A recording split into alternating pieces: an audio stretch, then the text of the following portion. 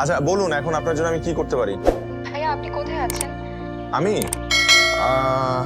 হয়তোবা আপনি যেথায় বসেছিলেন আমি সেথায় আছি।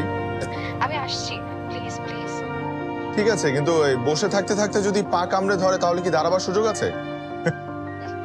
আমি আসছি, আপনাকে কষ্ট দিচ্ছি, প্লিজ ক্ষমা করবেন। আচ্ছা আপনি আসেন, কিন্তু কষ্টের হিসাব পরে হবে। আসেন আসেন।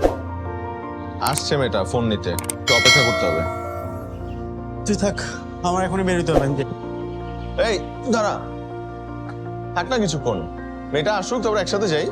আমার পার্সোনাল সার্ভিস দিতে গেলাম, লাবণ্য আমার জন্য ওয়েট করতেছে, আগে নিচের ঘরটা সামলা, ঠিক আছে? একদিন একটু দেরি করে গেলে কিচ্ছু হবে না, ঝড়ে তোর ঘর উড়ে যাবে না। রাখ ব্যাগটা। ভাই কি হবে না হবে সেটা তুমি বুঝবা না, তুমি তো আর প্রেম করো না, বুঝছো? আগে প্রেমটা করো, তার আমার এসব প্রেম টেম করার দরকার নাই, একা আছি ভালো আছি। থাকো।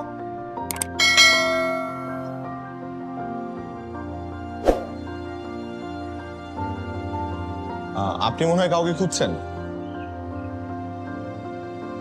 আপনি তাহলে সেই ব্যক্তি যাকে আমি এতটা সময় ধরে অপেক্ষা করিয়েছি। না, ধরুন একটা জড় বস্তুর জন্য এভাবে ফিরে আসলেন। এটা যে আমার ফোন কিনা নিশ্চিত হবেন না?